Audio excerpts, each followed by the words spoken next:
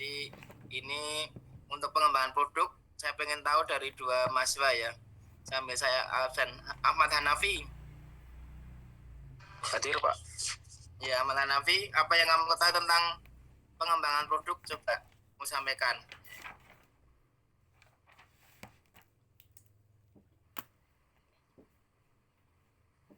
Ahmad Hanafi. Itu belum mic-nya belum di-on-kan itu. Iya, Pak. Kayak pengembangan produk itu seperti tahap-tahap pembuatan produk, Pak. Ya, ada lagi.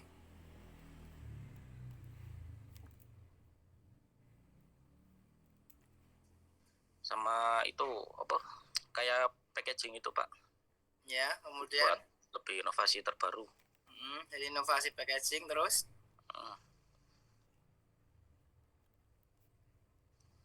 Dari segi pengiklanan, Pak. Ya.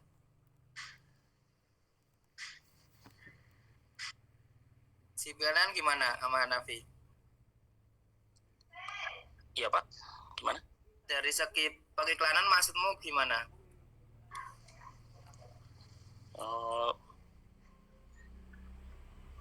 Ya dari media, ada yang koran, ada TV, HP.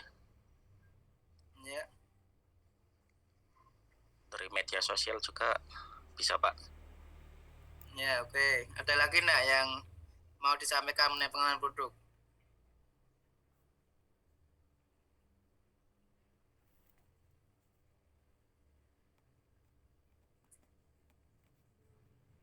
Ya, atau sudah cukup?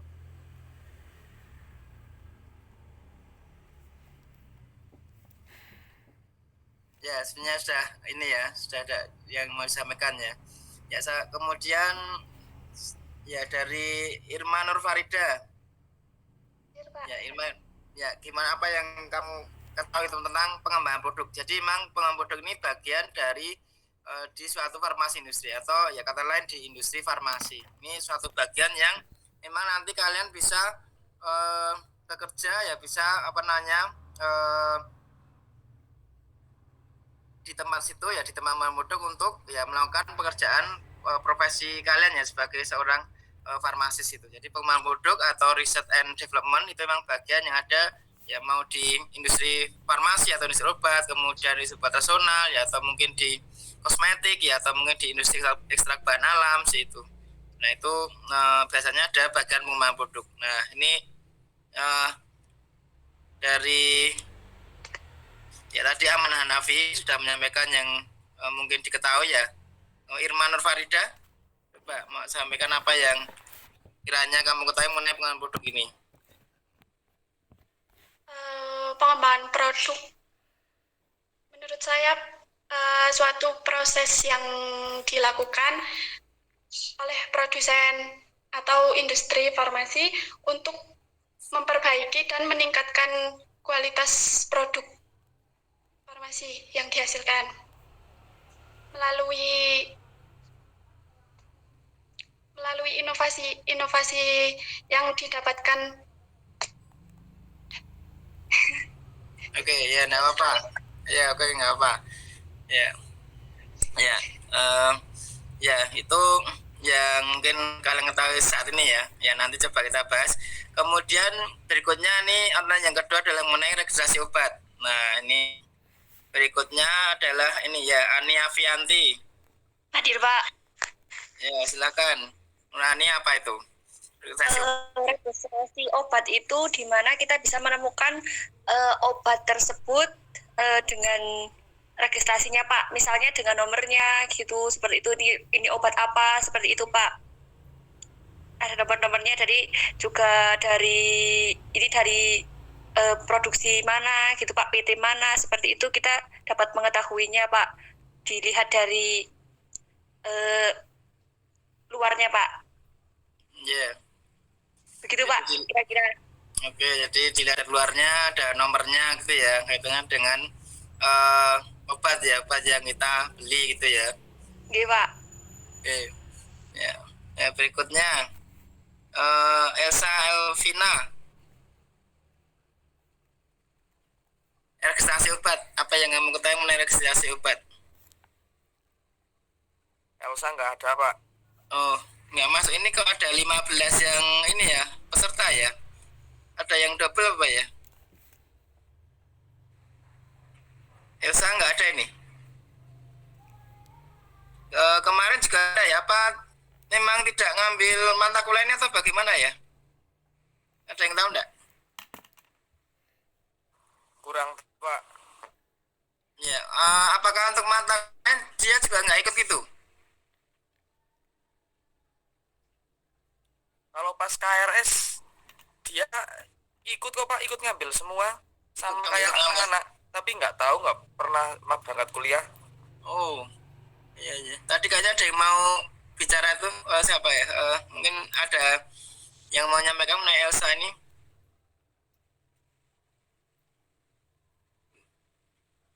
Ya, nggak ini ya. Nggak jadi yang tadi mau bicara. Oke. Ya oke, ini kita berarti kita lewat ya. Kemudian ini Hanifah Kosiaroba ya, silakan mengenai registrasi obat.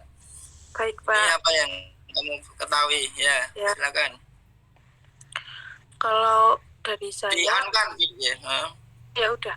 Kalau dari saya registrasi obat itu kayak prosedur pendaftaran dan evaluasi obat untuk mendapatkan izin edar. Ya, ya cukup bagus jawabannya ya. Jadi mengenai untuk mendapat izin edar nanti seperti apa perizinan itu ya yang harus kita ini ya lakukan ya supaya memang obat itu bisa kita jual ke pasaran ya seperti itu. Ya cukup lumayan bagus jawabannya.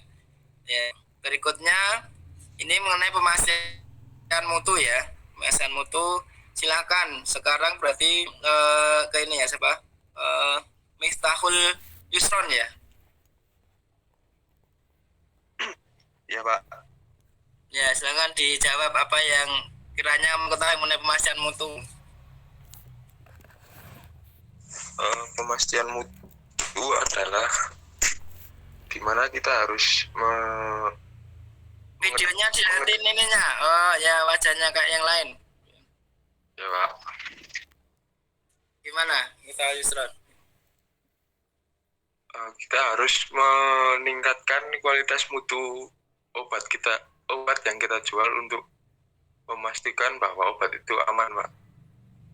Ya, meningkatkan kualitas untuk memastikan obat itu aman gitu ya. Ya oke, nggak apa. Ada lagi enggak yang mau Mak sampaikan mengenai pemastian mutu? Atau cukup? Udah, Pak. Oke, ya kemudian ini masih mengenai pemastian mutu ya. Muhammad Aksal Arifah. Pak, Ya, apa itu?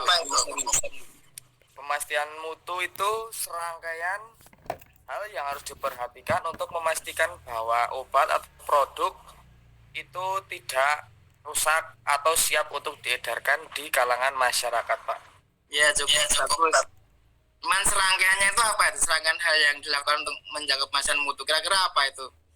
Serangkaian halnya seperti penyiapan produk, terus harus dicek dahulu apakah produk itu mengalami kerusakan atau tidak, terus dipastikan kontaminasi oleh yang tidak diingin sehingga terjadi kerusakan.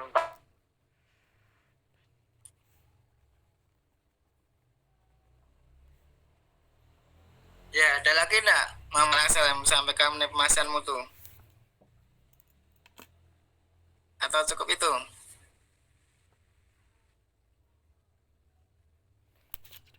Cukup ya. Oke, berikutnya ini mengenai pengawasan mutu ya. Ya, ini sekarang berikutnya berarti Muhammad Husni Mubarok ya. Iya, Pak.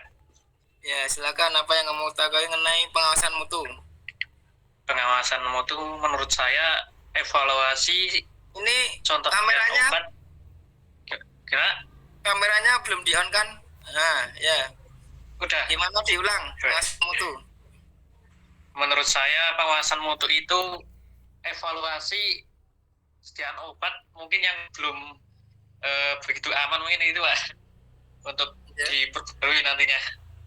Oke, jadi pengawasan mengenai serangkaian ya pengujian terhadap obat yang belum aman gitu ya. Jadi ya obat tradisional, kosmetik itu ya itu ruang lingkup farmasi industri ya. Ya sedikit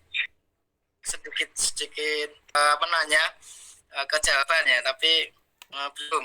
Ya. Oke, berikutnya Nur Hasanah masih mengenai pengawasan mutu nih. Nur Hasanah kira apa menurutmu itu? Apa pengawasan mutu itu?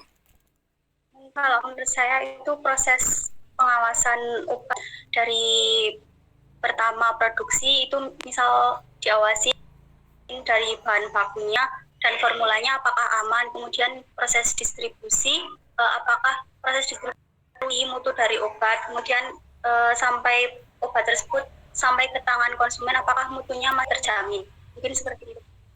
Ya mulai mendekati jawabannya tapi belum ya, nggak apa nanti kita bahas ya. Kemudian ini mengenai produksi berikutnya, ini sekarang dengan Panca Arisa Putra. Kira apa ya produk Pak? Ya. Produksi itu merupakan kegiatan yang menghasilkan suatu barang atau jasa atau benda baru yang sesuai dengan tujuannya itu Pak, atau fungsinya. Benda atau jasa. Sekarang kita bahasnya farmasi industri ya. Jadi menghasilkan apa ini? Suatu kegiatan untuk menghasilkan apa tadi? Menghasilkan barang atau jasa Pak. Ya, kita kan bahasnya farmasi industri ya. Berarti barangnya apa? Ya misal produk, contoh kosmetik atau obat yang baru gitu Pak. Ya sedikit mau nyampe jawabannya ya, kaitannya mengenai bagaimana menghasilkan ya. Sebenarnya kan kita kan fokus ke ini ya, ke mata kuliah kita ya, obat rasional atau mungkin kosmetik gitu kan. Harusnya jawabannya harusnya seperti ya ke arah situ gitu ya. Oke, berikutnya ini masih mengenai produksi berarti. Si Faul. Iya Pak. Ya. Produksi adalah kegiatan atau proses menghasilkan, menyiapkan, mengolah, atau membuat. Pada bagian produksi industri farmasi, mungkin mengatur produksi obat mulai dari langkah penimbangan sampai dengan produk jadi rilis. Oke, ya lumayan jawabannya ya. Jadi memang mengenai yang namanya produksi itu memang mulai sebenarnya dari penyiapan gitu ya, penyiapan bahan, mungkin tadi disampaikan menimbang gitu ya, mengolah ya, itu ya beberapa definisi mengenai produksi ya. Nanti kita bahas lebih lengkap ya. Kemudian berikutnya ini mengenai PPIC ya, Product Planning Inventory Control. Nah ini kira-kira apa ini? Coba dijawab, ini berarti Wiwin ya. Ya baik Pak.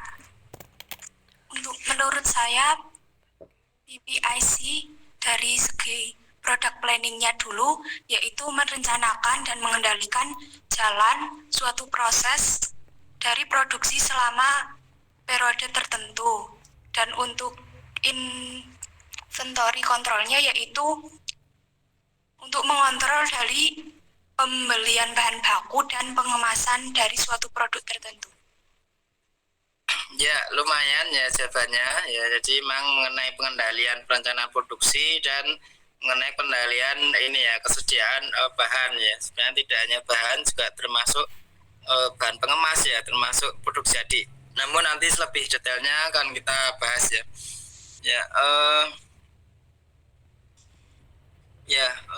Yang tadi sudah saya bahas sedikit ya, saya sampaikan. Berarti sekarang kaitannya dengan ini nih, dengan distribusi atau market obat.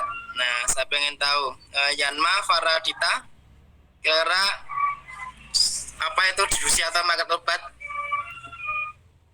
Iya Pak. Ya silakan dijawab. Yanma. Ya Pak, distribusi dalam industri farmasi itu proses menyalurkan bisa obat maupun bahan obat di mana tujuannya itu untuk memastikan sepanjang jalur distribusi dilakukan sesuai dengan persyaratan, Pak. Ya, ini kemarin yang kamera HP-nya yang rusak itu kan, jangan main. Iya, Pak, saya, Pak. Oh ya, ya enggak. Oke. Mohon maaf ya, Pak. Ya. Oh, enggak apa. Udah, itu jawabannya. Iya, Pak. Ya, serangkaian penyaluran. Oke, distribusi. Berikutnya coba mungkin bisa ditambahkan Yasti Riskandar Saraswati. Iya Pak, kalau distribusi obat menurut saya itu kan dari produk dari pabrik itu didistribusikan melalui PBF atau yang lainnya terus turun ke sales baru ke apotek dan konsumen atau pasien gitu Pak. Ya, lumayan ya. Ya, distribusi itu ya kalau misalnya ya farmasi PBF itu ya, kemudian ke apotek ya, rumah sakit, mungkin yang lainnya apa kira-kira ada enggak yang lainnya selain rumah sakit apotek? Mungkin Ana Zurama Nurdini saya tambahin enggak? Tadi jawabannya sudah lumayan ya, jadi ya tadi melengkapi ya. Terakhir nih Ahna Rahman Nurdini bisa ditambahin enggak selain?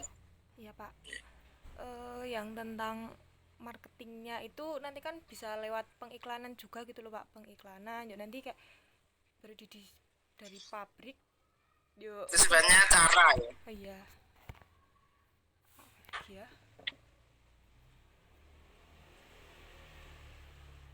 Itu sebenarnya teknis untuk ya menjual produk ya.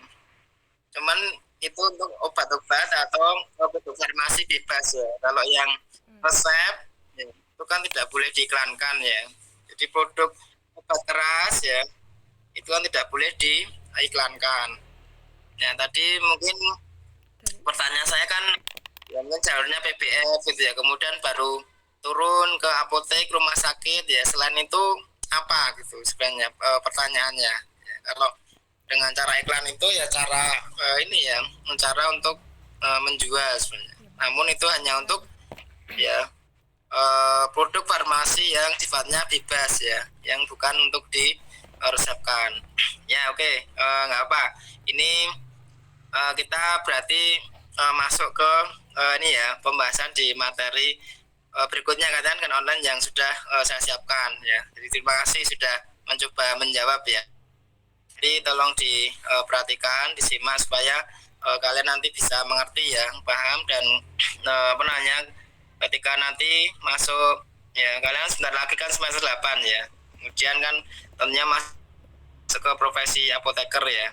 Nah, ini nanti kalian bisa punya bekal ya ketika misalnya kerja praktek ke industri farmasi atau nanti ketika bekerja. Ya.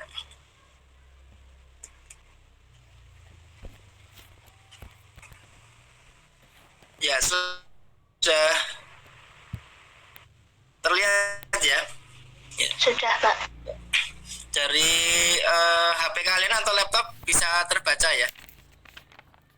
Bisa Pak. Ya, baik. Ya, makasih. Kita mengenai pengembangan produk dulu ya, mengenai sejarahnya. Jadi memang ya ada sejarahnya bagaimana produk farmasi itu berkembang dari awalnya sampai sekarang ya. Hanya awalnya itu memang berupa simplisia ya, sih betul-betul ya berupa tanaman gitu ya oleh moyang kita ya, orang-orang yang dulu sudah mendalui itu kemudian digunakan gitu ya. Jadi simplisia itu langsung digunakan ya, dimakan itu ya untuk ya menjaga kesehatan atau mungkin untuk menyembuhkan itu ya. Beberapa tanaman ya itu seperti Distillaris folium ya, kemudian Sinacortex ya, kemudian produk jamu yang lain itu ya pada waktu itu ya ketika ya sudah ada ya manusia ya hidup di bumi ya, di dunia ini kan pada waktu itu ya namanya tanaman ya itu kan hampir sebagian besar melingkupi ada di bumi ya. Nah, itu yang digunakan pertama kali ya kaitannya dengan obat ya. Jadi memang dulu berupa simplisia ya. Kemudian berkembangnya waktu ya, kemudian berkembanglah menjadi suatu ekstrak ya.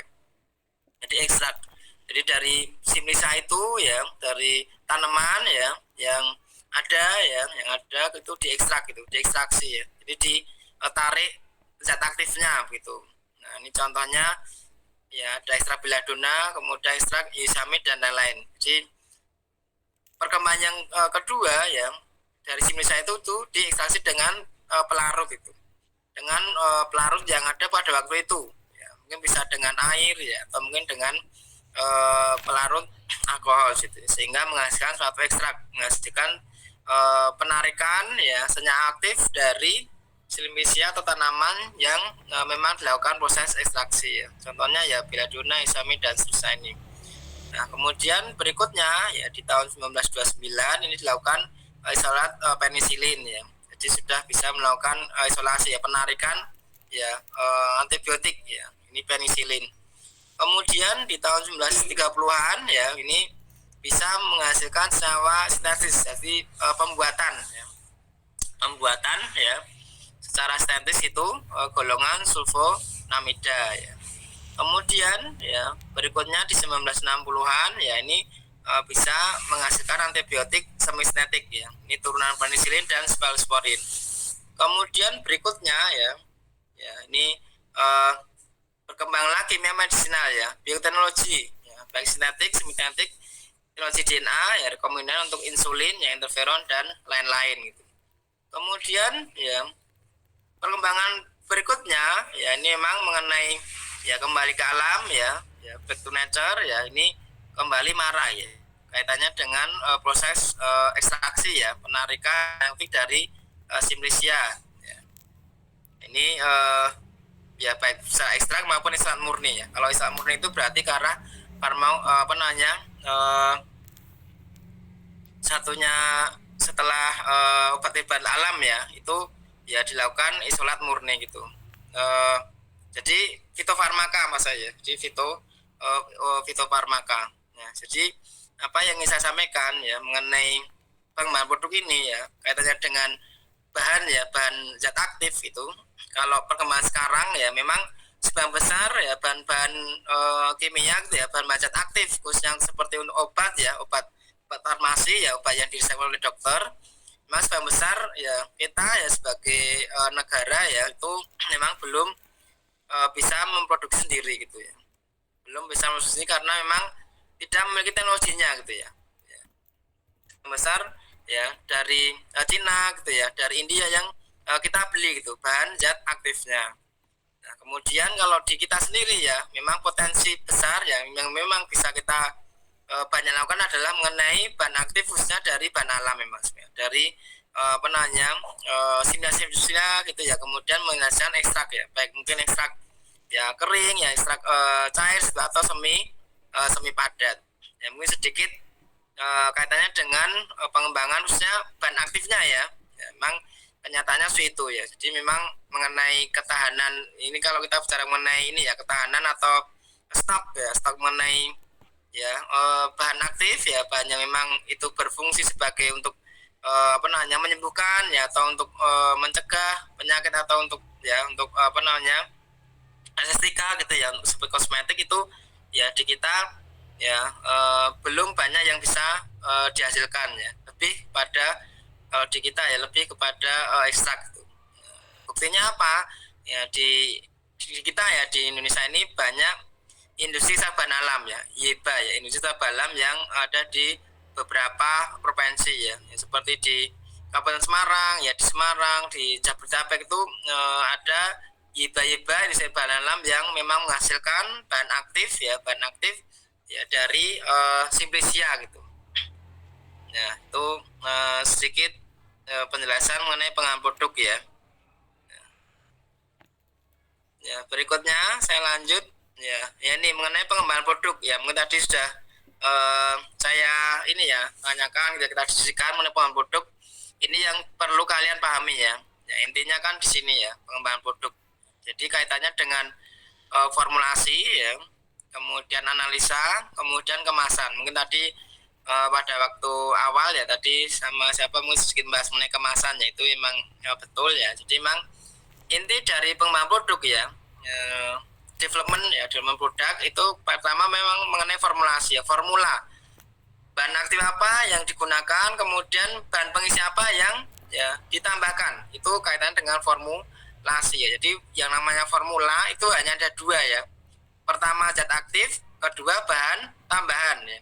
Bahan tambahan itu ya bisa macam-macam ya, bisa pengisi ya, bisa pewarna gitu kan, bisa ya perasa ya, bisa ada mungkin yang untuk memberikan ini ya baunya gitu ya, kemudian bisa juga pengawet ya, kemudian juga bisa pengikat ya. Itu beberapa bahan tambahan yang memang perlu disertakan dalam suatu formula produk ya, mau produk obat ya, mau obat rasional ya, mau kosmetik, pasti ada dua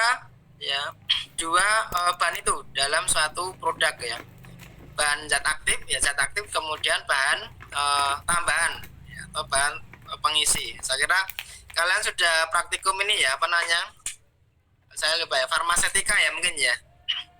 Sudah Pak. Sudah Pak. Ya betul ya. Jadi memang intinya hanya dua itu ya kalau formula itu ya, ada zat aktif kemudian bahan pengisi ya. Bagaimana ya bahan pengisi itu bisa ya untuk ya mengisi supaya ya sesuai dengan jumlah total dari per persediaannya ya, misalnya tablet gitu ya, kapsul kan mungkin perlu pengisi ya, atau sediaan cair ya, kemudian juga supaya ada rasanya ya, mungkin ada pewarnanya, ada baunya, itu kan perlu ditambahkan. Mungkin juga perlu pengawet ya, situ mungkin perlu ditambahkan, atau mungkin perlu pengikat ya supaya menjadi tablet, atau mungkin perlu penghancur ya supaya tablet itu bisa hancur dalam tubuh. Nah semua itu ya digunakan ya karena memang memiliki tujuan ya, tergantung sediaan yang dibuat, apakah tablet ya, apakah misalnya tablet ya, apakah mungkin cair ya, atau mungkin semi padat ya, itu semua perlu kita ya tentukan ya, bahan tambahan apa yang perlu kita masukkan dalam formula ya gitu. Jadi intinya zat aktif kemudian bahan tambahan itu, bahan tambahan mengikuti sediaan ya yang kita buat ya, termasuk juga memang kestabilan dari produk yang kita buat ya, mau obat kemudian bahan atau kosmetik itu harus kita tentukan ya formula apa yang tepat sehingga produk kita itu sudah stabil ya, tidak rusak ya, kemudian juga bisa menarik pasien atau konsumen untuk menggunakan gitu. Kemudian kedua adalah analisa. Nah, analisa ini suatu yang penting juga ya dalam pengembangan produk ya. Jadi harus bisa menguji ya, zat aktifnya tuh bisa kita uji kandungan kadarnya itu berapa ya dalam setiap persediaan tersebut ya. Kemudian juga mungkin perlu menentukan cara pengujian, misalnya zat pengawet misalkan ya yang ada di formula tersebut ya. Nah itu juga kita harus menentukan cara pengujian atau analisanya bagaimana ya, supaya itu bisa kita ketahui ya kadar zat aktifnya berapa gitu ya, kemungkinan tadi mungkin pengawetnya berapa, atau mungkin pewarnanya berapa ya, itu harus kita tentukan cara analisanya atau cara pengujiannya. Jadi pengembangan produk tidak semata-mata menentukan formula ya, zat aktifnya sekian miligram misalnya atau sekian gram, bahan pengisinya ini nih ABCDD misalnya, masing-masing beratnya sekian, jumlahnya sekian.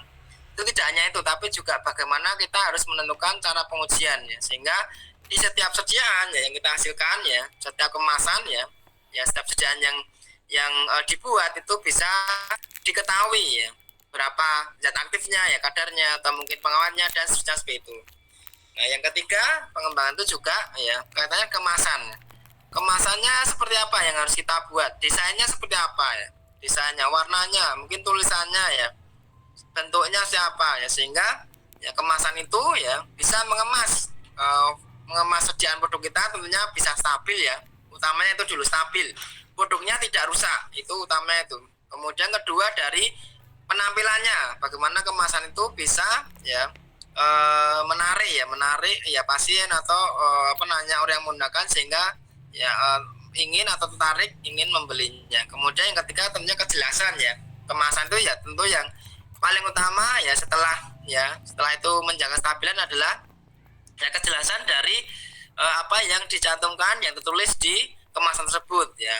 Ya mungkin nomor registrasinya yang tadi yang kita sedikit bahas ya, kemudian tata penggunaan, cara penggunaannya, ya formulasi apa ya, segitu ada aturan ya, ada aturan yang memang ditetapkan oleh Badan POM ya, apa saja yang harus dicantumkan dalam kemasan ya. Desain ya mengenai pengembangan produk itu juga bagian dari ini, dari bagian produk ya, kaitannya dengan kemasan.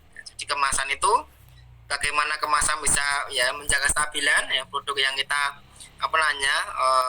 isi dalam kemasan tersebut. Kedua mengenai kejelasan ya, kejelasan dari apa yang kita tulis, kita cantumkan dalam kemasan ya.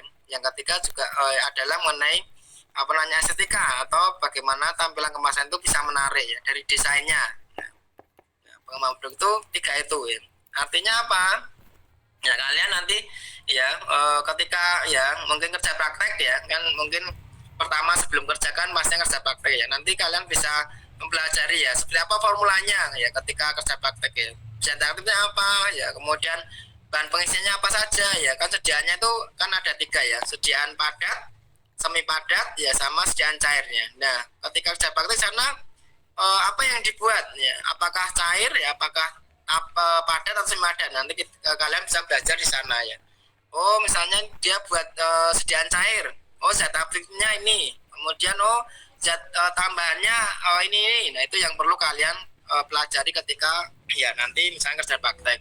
Kemudian analisanya bagaimana ya, cara pengujiannya itu juga ya kalian perlu mempelajari ketika ada di bagian R&D ya. Yang ketiga tentunya kemasannya ya, seperti apa kemasannya ya, kejelasan apa aja yang cantumkan di kemasan ya, kemudian desainnya seperti apa ya, bentuk kemasan seperti apa. Nah itu nanti kalian bisa pelajari ketika ya mungkin paling dekat ya ketika masuk praktek ya. Karena ya kalau kalian nanti ya setelah semester 7, semester 8 kalian lulus ya, kemudian masuk profesi apoteker, itu kan tidak ada pelajarannya, tidak ada materi kuliah, langsung kerja praktek itu. Sekarang kurikulumnya seperti itu ya, tidak ada materi kuliah. Ya, kemudian saya masuk slide berikutnya ya, bisa dipahami nih ya. Nah ini mengenai persyaratan yang harus dipenuhi dalam pengembangan produk. Ya sudah terlihat ya di slide ya. Nah ini beberapa ya hal yang harus kita penuhi ya ketika kita melakukan pengembangan produk ya. Pertama, persyaratan regulasi ya, jadi memang ada peraturan ya dari Badan POM kaitannya dengan ya, produk yang kita buat ya, mau produk untuk farmasi atau obat ya, mau obat nasional ya atau kosmetik, masing-masing ada regulasinya, ada peraturan-peraturan yang harus kita penuhi, yang harus kita ikuti, sehingga produk itu nanti ya akan mendapatkan ya nomor registrasi tersebut ya. Ya itu ada aturannya. Bagaimana aturan di sediaan padat di obat atau mungkin sediaan semi padat, sediaan cair ya. Di obat nasional atau kosmetik, masing-masing ada regulasinya, ada aturan yang harus dipenuhi ya. Ya kestabilannya bagaimana ya, kemudian mungkin ya secara ya mikrobiologinya ya, kimianya seperti apa ya, atau persyaratan fisiknya bagaimana, itu masing-masing ada ya persyaratan yang memang ditetapkan oleh Badan POM yang harus kita penuhi ya, kaitannya dengan regulasi yang memang sudah dikeluarkan Badan POM. Jadi ketika ya nanti kalian belajar ya, kalian kerja praktek begitu di R&D, nanti kalian bisa pelajari lebih banyak ya, lebih banyak kaitannya dengan apa aja sih yang harus dipenuhi ya, kaitannya dengan pembuatan ya, mau jamu ya misalnya atau obat nasional gitu ya, kemudian atau mungkin ya kosmetik ya atau obat, itu ada aturannya gitu.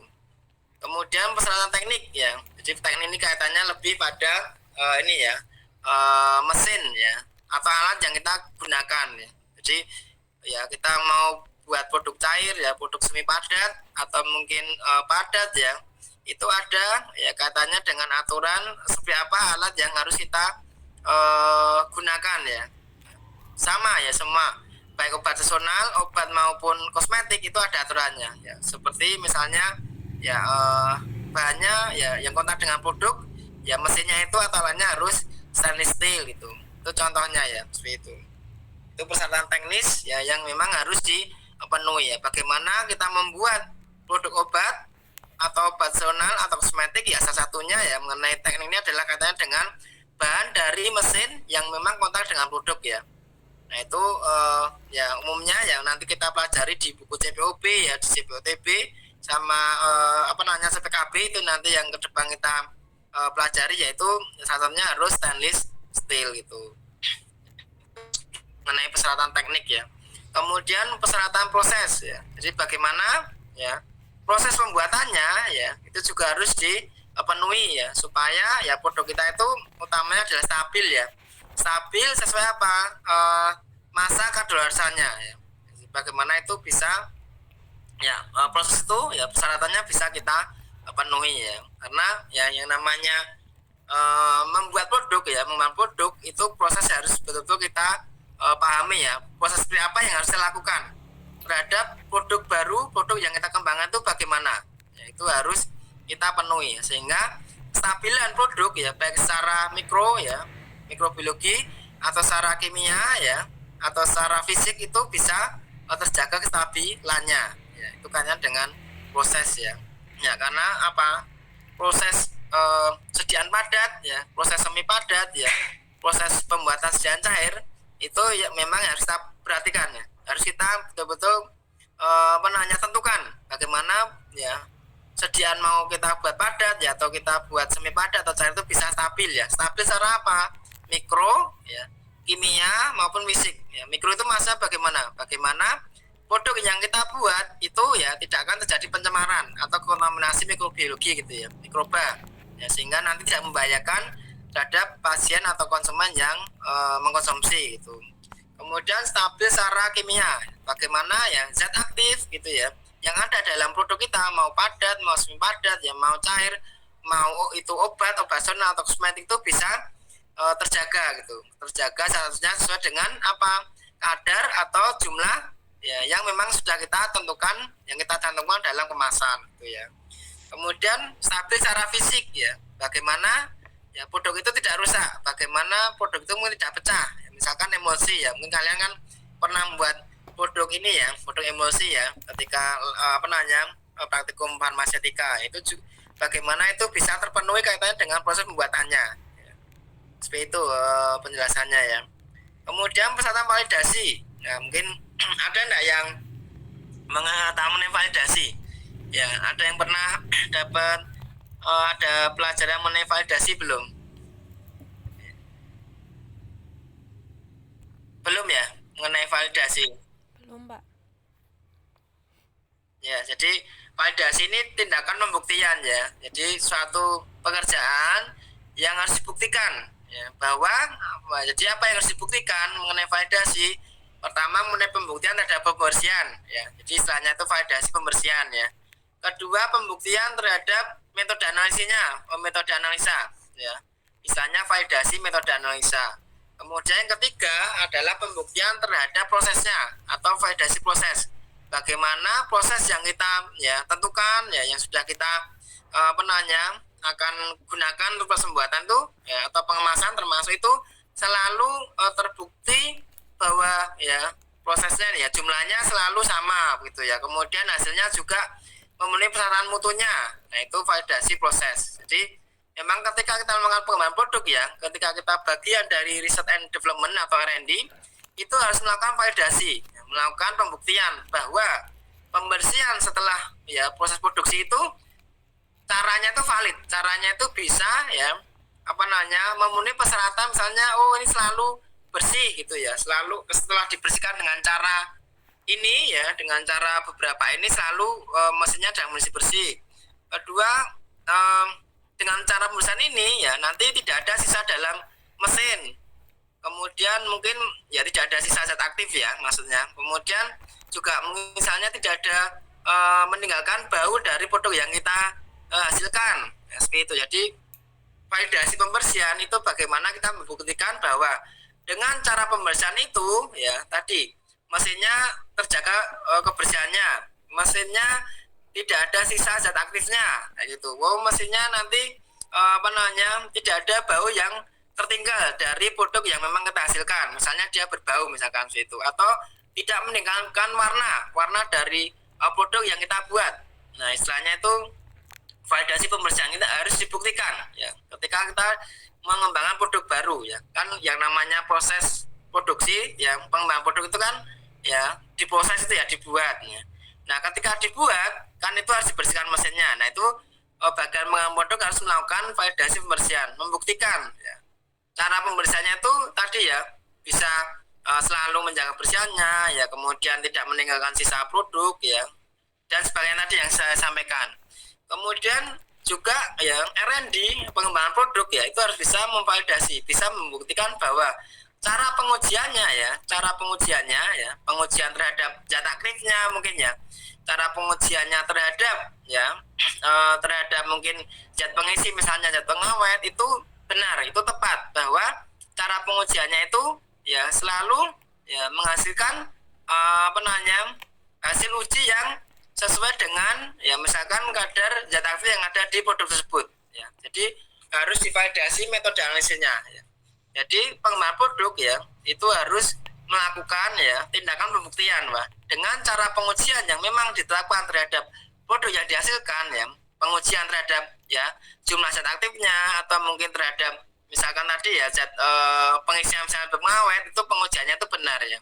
Jadi tidak ada perbedaan ya, mengenai hasil dari pengujiannya ya. Misalnya itu validasi metode analisa. Kemudian yang ketiga itu validasi proses ya. Jadi bagaimana ya pengembangan produk ya, bagian pengembangan produk itu harus bisa membuktikan ya bahwa dengan proses yang sudah ditentukan ya dalam pembuatan produk ya. Jadi kan tadi ya pengembangan produk itu menentukan proses, misalkan proses pembuatan sediaan padat, kemudian atau sediaan semi padat ya, atau mungkin sediaan cair ya, kan sudah ditentukan nih prosesnya bagaimana. Nah, pengembangan produk ya, pengembangan produk itu harus bisa membuktikan dengan proses itu ya selalu menghasilkan produk dengan jumlah yang sama ya, hasil produk jumlah yang sama. Kemudian juga harus bisa dibuktikan bahwa dengan cara proses itu ya mutunya itu bisa terjamin, bisa sesuai dengan spesifikasi atau persyaratan mutu yang sudah ditetapkan. Itu ya namanya validasi proses ya. Jadi pengembangan produk harus melakukan validasi itu. Jadi harus melakukan validasi pembersihan ya, pembersihannya ya tadi yang saya sampaikan ya, bisa selalu bersih ya dengan cara itu, dengan cara bersih bisa selalu bersih dan sebagainya tadi ya, dan sudah tadi. Kemudian juga harus melakukan validasi metode analisa ya, jadi harus bisa membuktikan bahwa dengan cara pengujian itu selalu menghasilkan hasil uji yang sama gitu ya. Kemudian yang terakhir harus melakukan ya pembuktian atau validasi terhadap proses yang sudah ditetapkan bahwa ya hasilnya itu selalu sesuai dengan jumlah hasil produk yang ditetapkan dan selalu menghasilkan produk yang sesuai dengan persyaratan mutu ya, gitu. Kemudian yang terakhir ya, pengembangan produk itu juga harus melakukan transfer atau pesan transfer ya. Bagaimana produk harus bisa mentransfer, harus bisa ya memindahkan atau bisa memberikan cara prosesnya ke bagian produksi, dan juga harus mentransfer ya atau ya memberikan ilmunya, caranya mengenai cara pengujian ke bagian pengawasan mutu ya, atau bagian QC gitu ya. Jadi bisa dipahami ya. Jadi pesan transfer itu artinya apa? Saya ulang, bahwa bagian pengembangan produk harus bisa mentransfer, harus bisa memberikan ilmunya atau metodenya ya, bagaimana cara produksi produk baru ini. Yang kedua harus bisa mentransfer atau memberikan metodenya atau ilmunya bagaimana cara melakukan pengujian ke bagian pengawasan mutu atau ke QC. Ya, bisa dipahami ya. Sampai slide ini, slide 5, ada yang mau dibahas enggak? Belum ada, Pak. Oke, dari Yanma belum ya. Mungkin yang lain ada enggak yang mau dibahas? Masih bisa diikuti enggak ini yang saya sampaikan? Masih, Pak. Masih. Oke. Ya, saya coba teruskan ke slide berikutnya ya. Ya. Nah, berikutnya ini juga kalian harus pahami ya mengenai pengembangan produk proses scale up ya. Ini nanti kalau kalian kerja praktek di R&D pasti melakukan seperti ini ya. Ya, jadi scale up ya. Jadi arti scale up itu apa? Akan ya ukuran batch atau prosedur untuk ya menerapkan proses yang sama untuk volume output yang berbeda. Jadi artinya apa? Dari volume kecil ya, volume sedikit menjadi ya kapasitas yang lebih besar, volume yang lebih banyak gitu. Ya, jadi artinya pada pengembangan produk ya R&D itu pasti ya ini yang urutan diagram ini ya, diagram ini. Skala pilot dulu ya, skala kecil ya, jumlahnya kecil formulanya ya.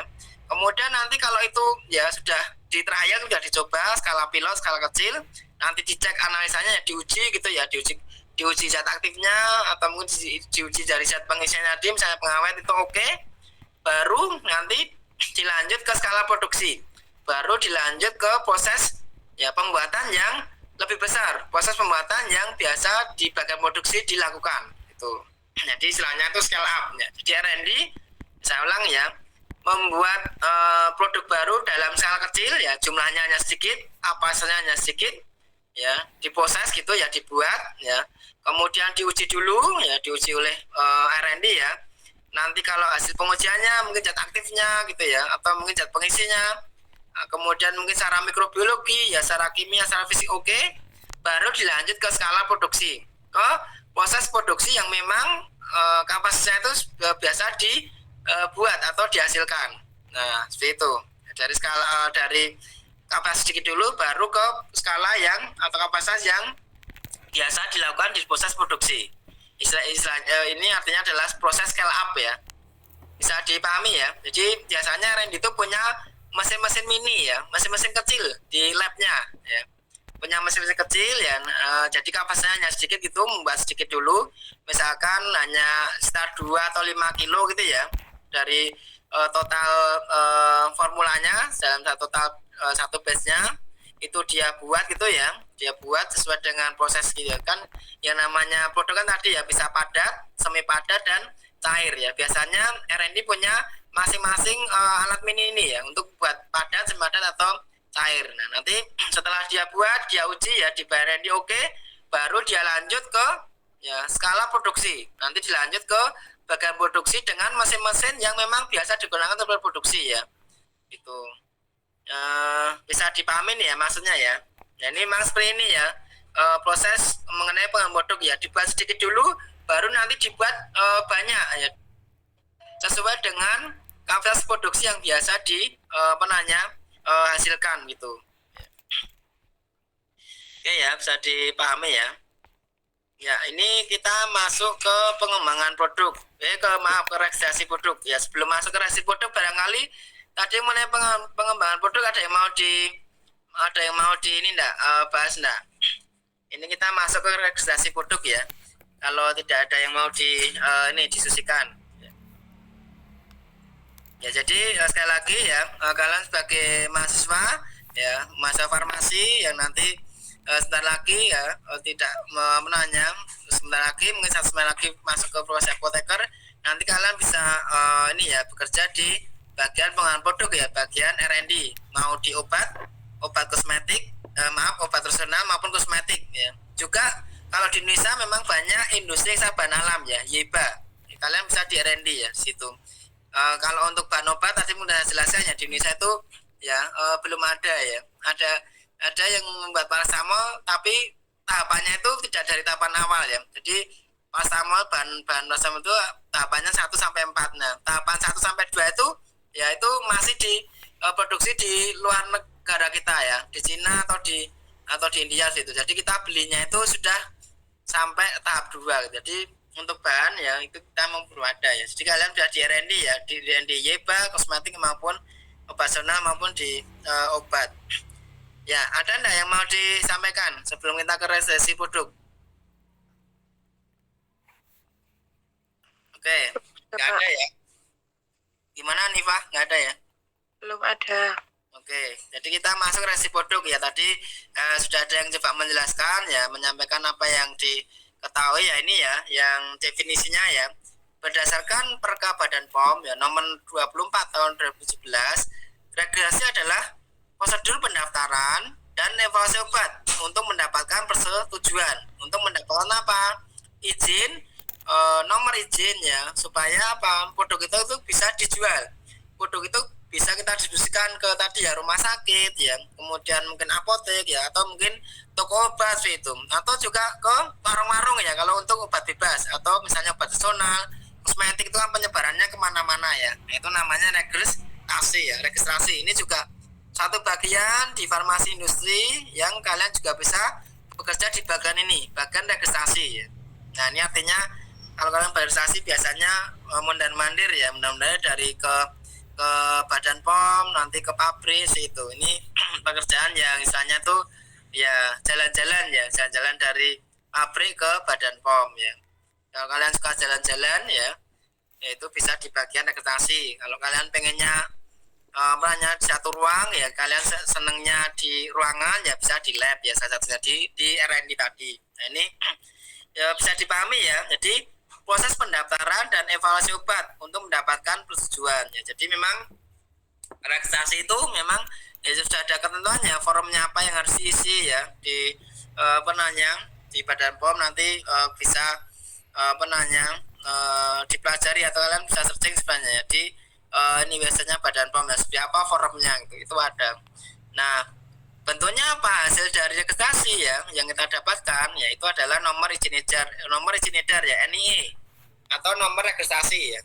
Ya nanti kalian bisa lihat ya, mungkin kalian ya biasakan mungkin pakai kosmetik gitu ya, atau mungkin ya mungkin beli menggunakan obat ya, atau mungkin beli jamu, itu kan ada nomor reknya ya, nomor registrasi atau NIE-nya. Nah itu setiap produk ya memang harus diregistrasikan ya ke Badan POM ya, supaya tadi ya bisa secara legal dijual gitu. Nah batas berlakunya bagaimana? Nah ini 5 tahun ya. Nah, setelah 5 tahun ya, sebelum 6 bulan dari 5 tahun ya, terakhir 5 tahun itu harus diproses untuk didaftarkan lagi ya, untuk diregistrasikan kembali ya ke Badan POM ya. Jadi seperti itu ya. Jadi memang kalau kalian ya nanti kerja ya atau kerja praktek lah ya, itu di industri farmasi ya, industri personal atau kosmetik, pasti ada bagian registrasi ya. Karena apa? Memang produk itu ketika mau diproduksi ya, mau dibuat secara massal, secara banyak itu jumlahnya, memang salah satunya harus mendapat ya nomor izin edar ini, harus diregistrasikan ya ke Badan POM, sehingga ya produk itu nanti bisa kita buat secara massal gitu. Berlakunya hanya 5 tahun ya. Setelah 5 tahun itu harus diregistrasikan, atau 6 bulan sebelum ya masuk 5 tahun itu harus didatang kembali ke Badan POM ya. Ya, kemudian slide berikutnya ya tujuannya kenapa harus diregistrasi ya. Kenapa produk kita itu harus diizinkan ke Badan POM. Nah, ini adalah suatu bentuk pelindungan ya, pelindungan terhadap konsumen ya, terhadap pasien yang menggunakan produk kita ya, terhadap konsumen atau pasien yang mungkin menggunakan obat rasional maupun kosmetik ya. Nah ini ya untuk memastikan bahwa khasiatnya memang terjaga ya sampai produk itu nanti digunakan pasien atau konsumen. Kemudian juga untuk ya menjamin keamanan dari produk yang kita hasilkan ya.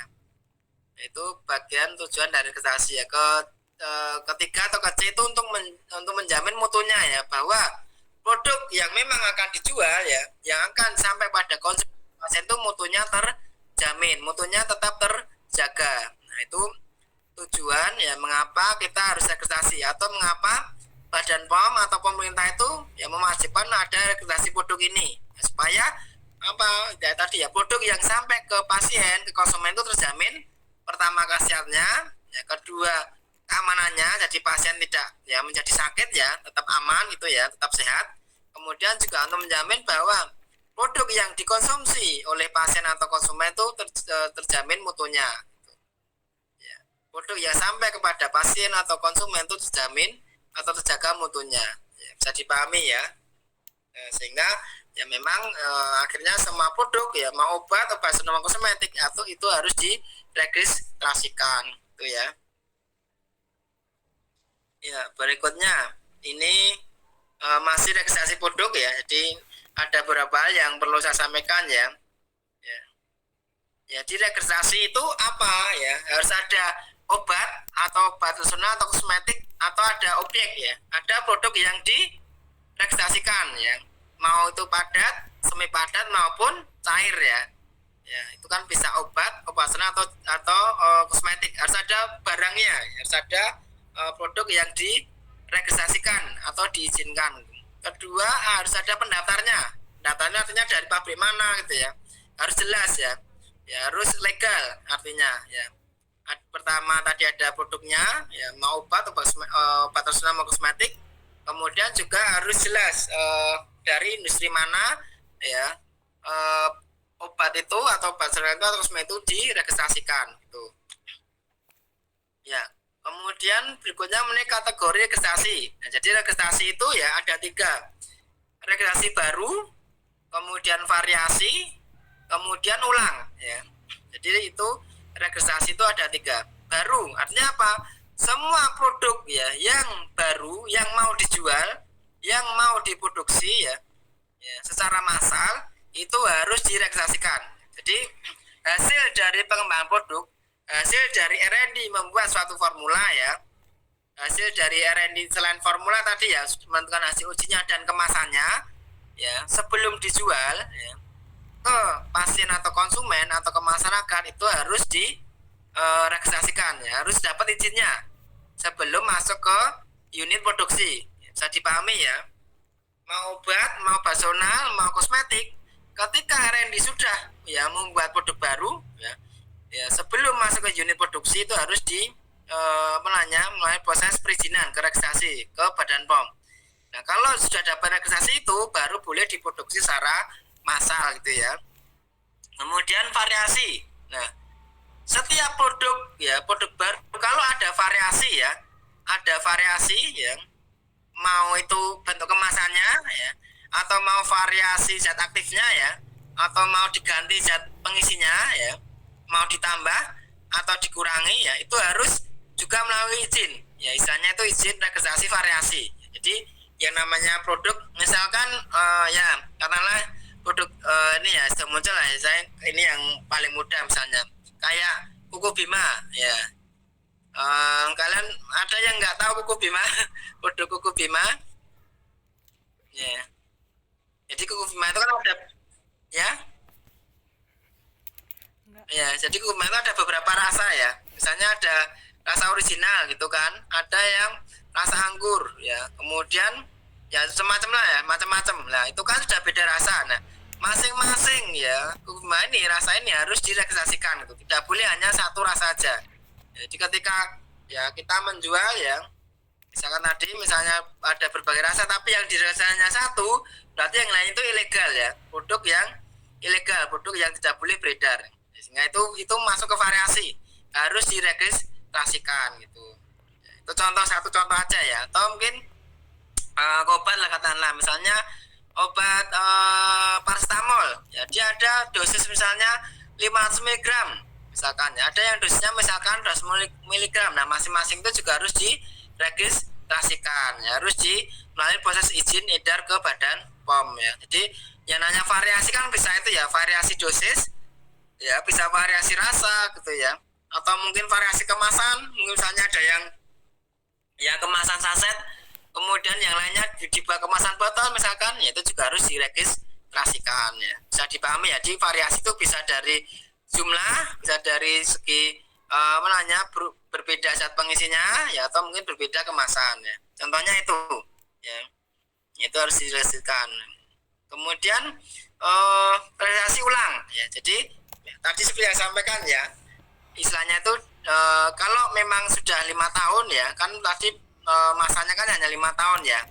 Sebelum 6 bulan ya masuk 5 tahun itu juga harus dilakukan registrasi ulang ya. Jadi memang ada kadaluarsanya untuk nomor izin edar ya. Kalau kita KTP itu kan seumur hidup ya, tapi kalau SIM kan 5 tahun ya.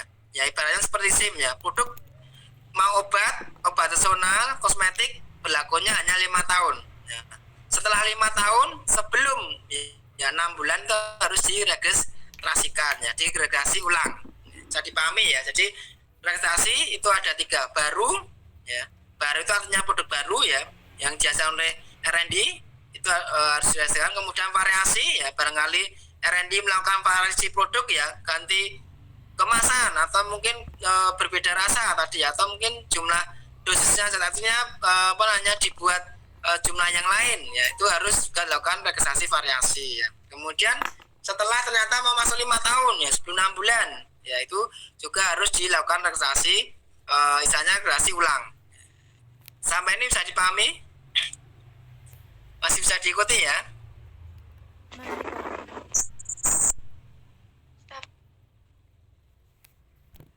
Ya, berikutnya, nah ini kategori ya registrasi. Ini juga kalian harus paham ya, karena siapa tahu nanti kalian di bagian registrasi ya, nanti kalian belajar. Nah ini hal yang memang harus kalian pahami ya. Ini untuk registrasi baru. Tadi registrasi baru itu udah paham ya.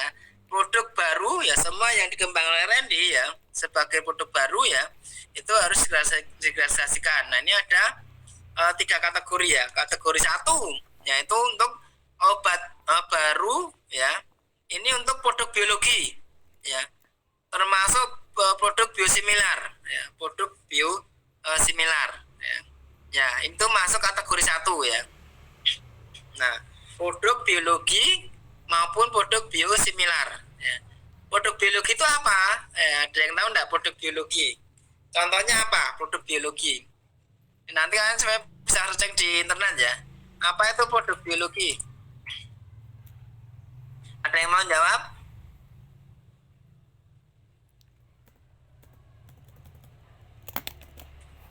Produk biologi contohnya apa? Kemarin waktu pandemik kalian pakai apa? Waktu pandemik Vaksin. di apain kalian? Ya, vaksin ya, benar ya, di vaksin ya. Jadi vaksin itu salah satu contoh produk biologi. Nah itu masuk ya, masuk ke kategori 1. Jadi kalau misalnya nih nanti kalian di R&D gitu ya, di R&D bisa membuat vaksin gitu ya. Nah itu masuknya registrasi ya, itu baru, misalnya produk baru vaksin. Nah dia masuk registrasi ke kategori 1 karena dia masuk ke produk biologi gitu ya. Nanti kalian bisa searching di internet ya. Lalu selebihnya produk biologi itu apa, biosimilar apa, itu bisa di ini ya, bisa di searching. Kemudian kategori 2, kalau ya produk yang kita hasilkan ya, produk baru yang kita buat adalah obat generik ya, termasuk obat generik bermerek ya. Nah obat generik itu apa? Ada yang tahu enggak obat generik? Itu masuk kategori 2 ya. Jadi ketika kalian misalnya ya kerja nih di bagian R&D, kalian membuat produk baru obat generik. Nah itu masuknya registrasi ke kategori 2 ya. Nah kira-kira apa itu obat generik? Ini kalian farmasis ya, jadi harus tahu obat generik itu apa.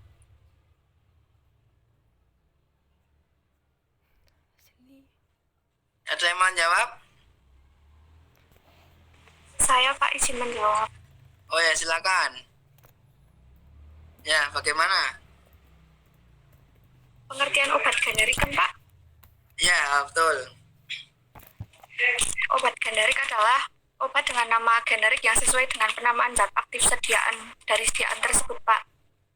Ya betul ya, jadi sesuai dengan nama zat aktif atau nama yang ada di Farmakope ya, Farmakope Indonesia ya.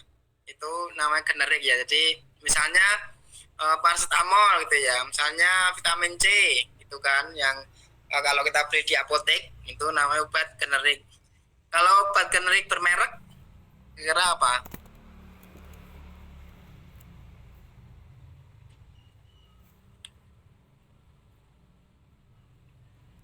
Paracetamol terus namanya jadi Panadol gitu Pak. Bagaimana? Coba diulang. Obat generik bermerek adalah obat generik yang menggunakan nama dagang atau merek dari pabrik obat tersebut, Pak. Ya benar ya. Ya betul, ya itu. Ya, ini memang harus kita pahami ya. Jadi ketika misalkan nih kalian misalkan di Berligo misalkan ya, kemudian kalian menghasilkan obat generik, membuat produk baru obat generik gitu ya, kemudian bermerek dengan merek dagang dari Berligo. Nah itu masuknya obat generik bermerek. Nah itu nanti ketika didaftarkan yaitu masuk ke kategori 2 gitu ya. Seperti itu. Nah, kemudian kategori 3 ya. Organisasi lain yang mengandung obat dengan teknologi khusus ya. Teknologi khusus dapat berupa transdermal patch, implan dan pitch. Nah, ini silakan nanti bisa dicek di ini ya, dicari di internet ya. Kalian sekarang udah zamannya internet ya, bahkan di HP pun secara mudah ya, tinggal cari di Google ya, apa itu transdermal patch, apa itu implan ya, apa itu pitch, nanti kalian bisa langsung baca ya. Nah, itu masuk ke kategori 3 ya. Ketika produk baru yang kita hasilkan adalah ini ya, transdermal patch atau implan atau pitch, nanti dia ya oleh Badan POM tentunya ini akan masuk ke kategori 3. Jadi yang akan menentukan itu masuk kategori mana itu adalah Badan POM ya. Ini kita kapasitasnya adalah untuk mengetahui kira-kira kalau kita membuat produk baru ya itu masuk kategori mana gitu ya. Itu supaya kalian juga mengerti ya. Nah, berikutnya kemudian kita masuk ke kategori variasi. Tadi kan yang baru ya. Yang baru kan ada 1, 2, 3 gitu ya. Kemudian kalau yang variasi, ya variasi itu kategori 4, 5 atau 6 ya. 4, 5 atau 6. Nah, ini variasi. Jadi ketika kita melakukan variasi produk ya, tadi saya jelaskan mungkin mau diganti mau berbeda jumlah zat aktifnya ya. Atau mungkin mau mengembangkan kemasan yang berbeda, kemasan yang baru, atau mungkin mau mengembangkan warna ya atau rasa yang berbeda. Nah, itu harus melakukan registrasi variasi ya terhadap produk yang kita hasilkan, karena ada variasi, ada pengembangan variasi yang kita lakukan baik dari kemasan ya, mungkin dari dosis zat aktif, atau mungkin ada variasi terhadap tadi ya zat tambahannya atau pengisi. Nah, ketika variasi itu ya menyebabkan ya pengaruh yang bermakna terhadap aspek khasiat, keamanan atau mutu obat, itu masuk kategori 4. Tadi contohnya apa? Apakah perubahan kemasan? Apakah ada variasi perbedaan zat tambahan, atau karena ada variasi perbedaan dari kadar zat aktif? Yang kategori 4 yang mana? Bisa dipahami mas saya? Jadi yang masuk kategori 4 yang mana? Variasi apa? Tadi kan saya ngasih 3 pilihan ya. Apakah variasi kemasan? Apakah variasi zat pengisi? Atau variasi kadar zat aktif? Yang mana nih? Yang masuk kategori 4?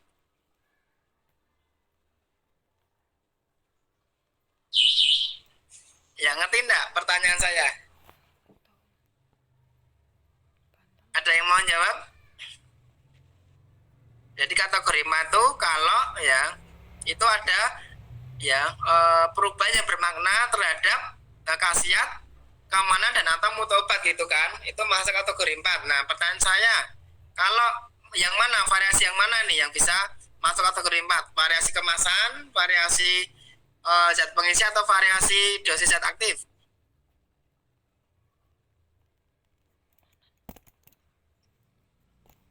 Ya, ada yang jawab? Yang dosis aktif. Ya, dosis ya. Jadi ketika kita melakukan variasi dosis zat aktif, dia akan masuk kategori 4 gitu ya. Kemudian kategori 5 ya. Sudah yang tidak termasuk kategori registrasi variasi mayor ya maupun registrasi variasi notifikasi ya. Itu masuk kategori 5 ya. Nah, sekali lagi yang menentukan kita masuk kategori 5 itu adalah Badan POM ya. Kemudian kategori 6 ya, obat sudah mendapat izin edar dengan perubahan yang berpengaruh minimal atau tidak berpengaruh sama sekali terhadap aspek khasiat, keamanan dan atau mutu obat, serta tidak mengubah informasi pada izin edar. Nah, itu masuk ke kategori 6 ya. Itu ya, nanti selebihnya nanti bisa kalian ya searching di internet ya. Variasi mayor, yaitu apa variasi mayor? Kemudian variasi notifikasi itu kira-kira apa variasi mayor ya. Nanti silakan kalian bisa searching ya, bisa searching di internet ya. Kemudian berikutnya adalah registrasi ulang ya, registrasi ulang ya. Jadi mungkin tadi sudah kita bahas registrasi ulang adalah semua yang memang yang sudah mau masuk ke 5 tahun ya dari masa registrasi, itu harus dilakukan registrasi ulang ya. Seperti itu. Saya kira bisa dipahami ya. Tadi kan masa izin edar kan hanya 5 tahun ya. Nah, kalau sudah mau masuk 5 tahun ya sebelum 6 bulan itu harus dilakukan registrasi ulang. Kemudian kategori perubahan ya, ini perubahan yang bisa terjadi ya. Mungkin perubahan zat aktif ya, atau mungkin produsen obat ya, atau mungkin pendaftar ya, atau mungkin bentuk sediaan ya, itu diubah bentuk sediaannya, misalkan dari padat ke cair gitu ya, atau mungkin perubahan formula ya, perubahan jenis dan besarnya, mungkin perubahan kemasan ya, atau mungkin ada pelanggaran terhadap ketentuan peraturan perundang-undangan, itu harus ya itu masuk ke dalam kategori perubahan ya. Ya, berikutnya ini masih mengenai tahapan registrasi, ini yang perlu ya saya sampaikan mengenai tahapan registrasi ya. Jadi kita harus melakukan praregistrasi dulu ya. Dari praregistrasi ini ya kita masukkan Badan POM, nanti mereka yang akan ini menentukan, pertama dia akan menentukan ya, Badan POM menentukan itu masuk ke kategori registrasi yang mana, apakah itu registrasi baru, apakah variasi atau ulang. Ya, apakah dia masuk kategori 1, 2, 3 dan selanjutnya nanti dari Badan POM lah yang akan menentukan ya. Setelah Badan POM menentukan nanti ya akan melalui jalur evaluasi ya. Akan dilakukan jalur evaluasi oleh Badan POM itu ya. Nah, kemudian ya dari jalur evaluasi yang ditentukan Badan POM nanti akan ditentukan biayanya ya, karena antara biaya registrasi produk baru, biaya registrasi variasi ya sama ulang itu berbeda. Nanti Badan POM yang akan menentukan ya. Kemudian setelah itu ya itu akan dilakukan dokumen registrasi ya. Jadi setelah ya tadi Badan POM menentukan kategorinya masuk mana ya, jalur evaluasinya masuk mana, biayanya berapa, kemudian kita akan membayar tuh ya, mentransfer biaya dari registrasi dan nanti baru ya kita akan diminta dokumennya ya, dokumen registrasinya, itu forumnya ada ya, sudah sama Badan POM. Nah, nanti dari situ setelah dokumen-dokumen yang kita kirim ke Badan POM ya, itu akan diputuskan hasilnya apakah itu sudah memenuhi syarat atau belum ya. Hasil registrasi ya. Kalau sudah memenuhi syarat ya, misalnya sudah sudah sesuai nih dari biayanya ya, kemudian dokumennya sudah ini ya, sudah cukup, sudah lengkap, maka nanti baru masuk ke registrasi ya, seperti itu. Jadi registrasi itu sesuatu yang juga gampang-gampang sulit ya. Kenapa? Karena kadang ada persyaratan, ada berkas yang tidak kita sertakan itu ya. Itu pengalaman yang sering saya dengar dari bagian registrasi ya. Jadi dokumennya kurang lengkap sehingga registrasinya kita itu ditolak ya. Kita itu ditolak karena dokumennya tidak lengkap ya. Itu biasa yang saya dengar dari teman-teman saya bagian registrasi atau ya dari perusahaan lain itu. Jadi mengenai dokumennya apa aja yang harus dipenuhi ya, mau variasi, mau produk baru ya maupun ulang, itu semua sudah ditentukan oleh Badan POM ya. Tinggal kita ikuti. Nah, itu seperti itu. Nah, namun masalahnya kadang ada yang tidak itu melengkapi ya, tidak lengkap ya, sehingga registrasi itu kadang tidak berhasil ya, sudah ditunggu ya beberapa bulan ya, nanti ternyata jawabannya dokumennya kurang lengkap, berkasnya kurang, sehingga kita balik lagi melengkapi ya. Nah, seperti itu kadang seperti itu terjadi ya, sehingga ya ketika kalian misalkan nanti di bagian registrasi ya, itu betul harus teliti ya, harus betul memastikan bahwa semua dokumen ya yang memang harus disertakan ya dilampirkan itu harus lengkap itu, karena memang kenyataannya seperti itu ya, ada yang namanya kurang teliti sehingga registrasi itu nggak selesai gitu loh, nggak sampai ke tahap kita dapat nomor induk nomor izin edarnya, padahal itu suatu yang sangat penting itu ya, yang harus kita miliki sebelum itu bisa kita produksi ya, sebelum bisa dijual gitu ya.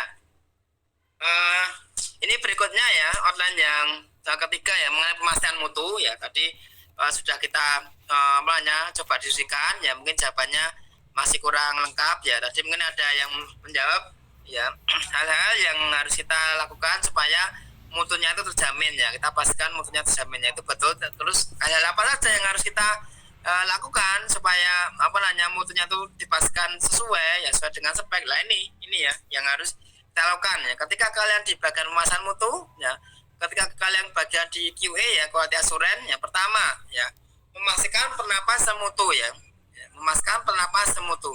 Jadi mutu itu ya diterapkan di semua bagian ya, bagian produksi ya, di gudang ya, bagaimana ya di gudang bahan menangani sistem mutu ya, kemudian mungkin di bagian penimbangan ya, pengolahan, pengemasan ya, gudang produk jadi, atau mungkin bagian logistik ya, bagian pengiriman, itu semua harus ya menerapkan sistem mutu ya, sehingga mutu dari bahan awal kita terima ya, kita simpan gitu ya, kita timbang ya, kita olah gitu ya, itu selalu memenuhi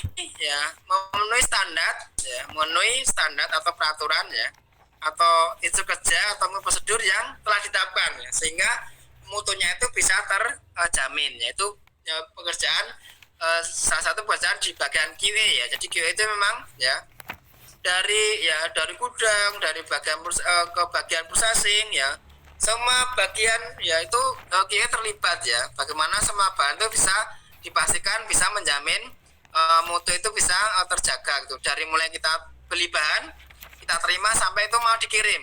Itu salah satu bagian pekerjaan pemasaran mutu.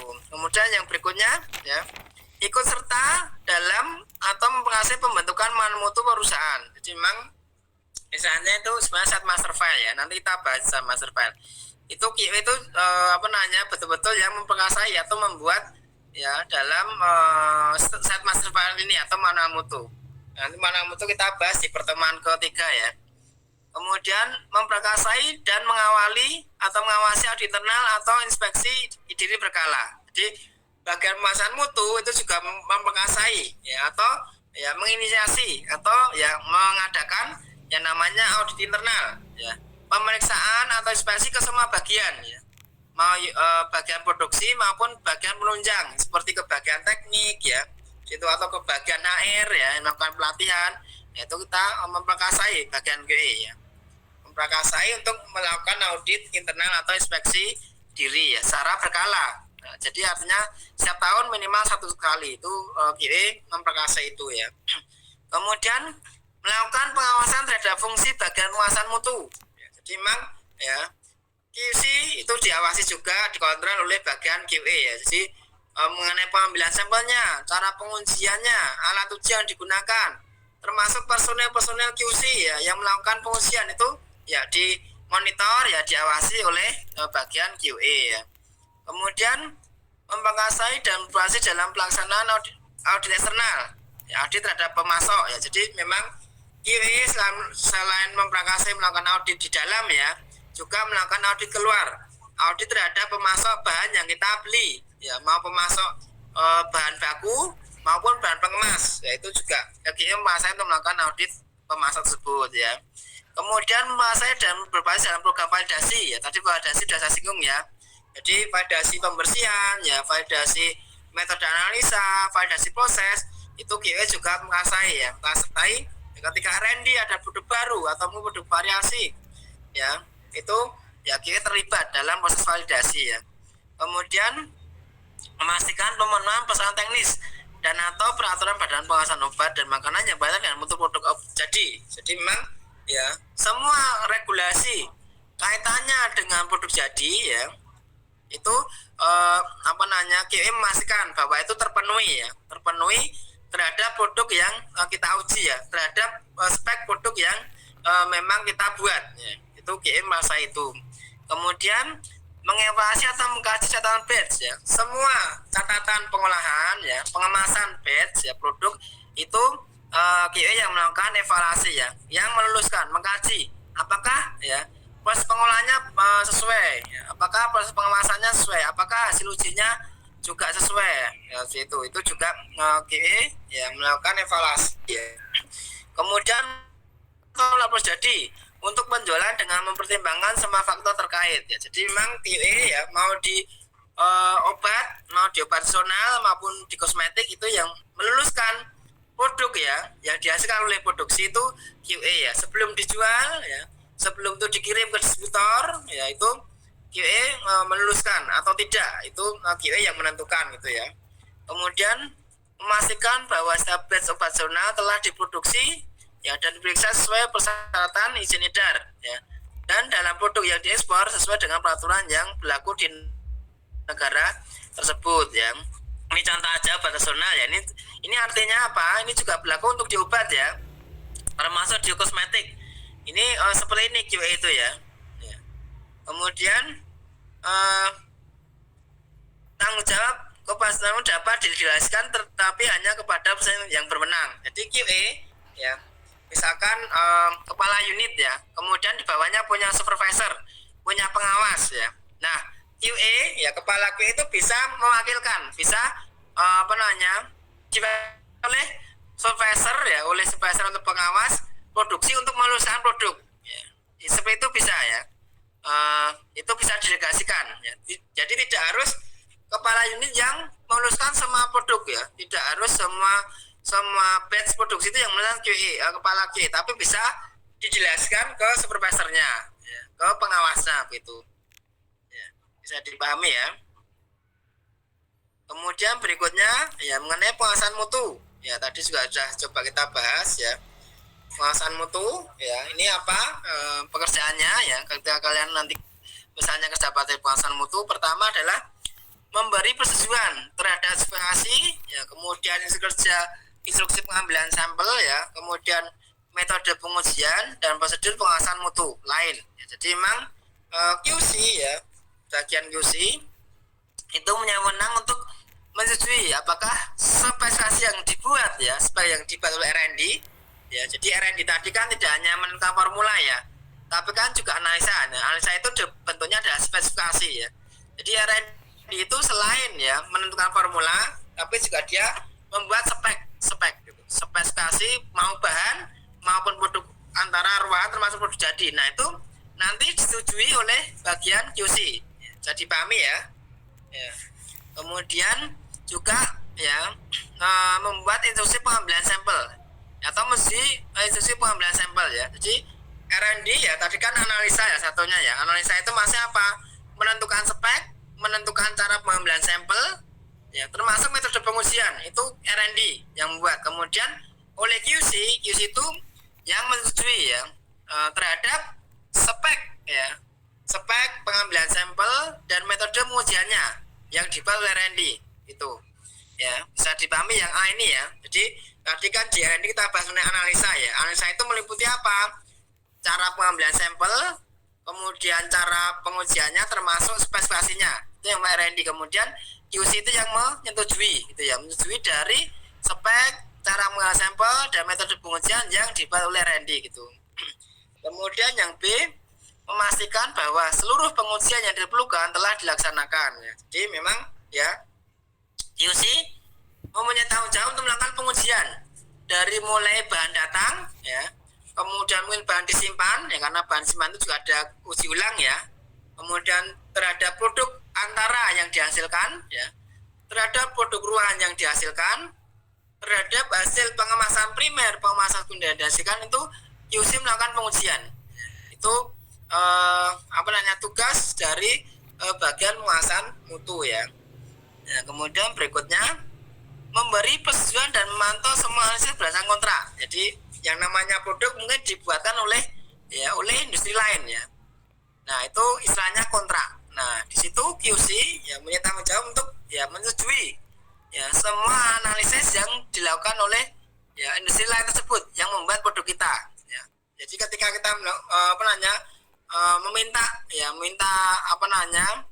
industri lain membuat produk kita kan, di sana nanti ada pengujian ya tentunya Nah, pengujiannya dilakukan oleh industri lain itu nanti ya harus melalui persetujuan dulu dari QC industri kita gitu. Kemudian berikutnya memastikan pelaksanaan ya kualifikasi dan perawatan bangunan atau fasilitas serta pelatihan di bagian pengawasan mutu. Ya. Jadi apa maksudnya? Ya. Jadi ada alat uji yang harus dilakukan kualifikasi. Ya. Kualifikasi itu ada internal ya, kualifikasi instalasi, kualifikasi operasional dan kinerja. Itu nanti apa kita bahas di pertemuan berikutnya ya mengenai di materi CPOB nanti ada. Nanti kita bahas mengenai kualifikasi ya. Nah, mesin-mesin alat-alat uji yang ada di QC ada sebagian harus dikualifikasi.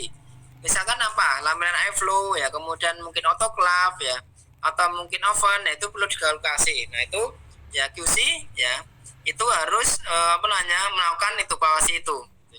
Tentunya nanti dengan bagian QA. Nanti kualifikasi seperti apa nanti kita bahas ketika sudah masuk ke materi CPOB ya. Itu mungkin di pertemuan keempat ya. Kemudian berikutnya memastikan bahwa validasi yang tepat telah dilaksanakan ya. Jadi memang QC terlibat dalam proses validasi ya. Validasi pembersihan, validasi metode analisis, dan validasi proses itu QC terlibat. Kemudian memastikan bahwa pelatihan awal dan bersambungan bagi personil di departemennya dilaksanakan dan diterapkan sesuai kebutuhan. Jadi memang ya personil ya, semua personil QC itu harus mendapat pelatihan ya. Pelatihan ketika sebagai karyawan baru masuk pelatihan secara berkala. Ya itu harus dilakukan di bagian QC ya, supaya apa? Dalam pengambilan sampel, dalam pengujian itu personil QC ini selalu sesuai dengan kompetensinya gitu. Kemudian terakhir bagian pengawasan mutu adalah menyetujui atau menolak awal bahan pemas produk antara produk ruangan dan produk jadi sesuai hasil evaluasi. Ya, jadi QC itu punya hak, punya wewenang untuk merumuskan apa? Bahan yang datang dari supplier, kemudian hasil produk antara, kemudian hasil produk ruangan, gitu ya. Kemudian hasil pengemasan primer maupun pengemasan sekunder. Ya.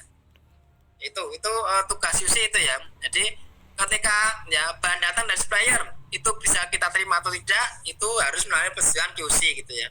Ketika proses produksi itu jadi produk ruangan sebelum dikemas, nanti QC yang menentukan apa itu boleh dikemas atau tidak ya. Itu penjelasannya kurang lebih seperti itu ya. Nah, berikutnya kita masuk ke bagian produksi ya. Produksi ini beberapa pekerjaannya antara lain memastikan bahwa ini sebenarnya tidak hanya obat nasional ya, mau obat nasional ya, kosmetik maupun obat ya, itu ya dibuat ya oleh bagian produksi ya. Tentunya harus sesuai prosedur agar sesuai dengan apa mutunya itu terjamin ya, khasiat terjamin, keamanannya terjamin. Jadi bagian produksi itu memastikan ya atau melakukan proses produksi sesuai dengan prosedur ya. Itu pertama ya.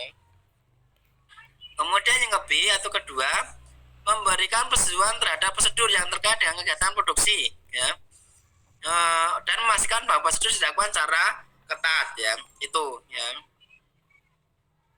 Kemudian berikutnya memastikan bahwa catatan produksi telah dievaluasi dan ditandangani oleh personel yang berwenang ya. Jadi bagaimana ya semua tahapan produksi ya, semua tahapan produksi itu ya, itu dalam catatannya selalu ada tanda tangan dari personel yang terkait ya.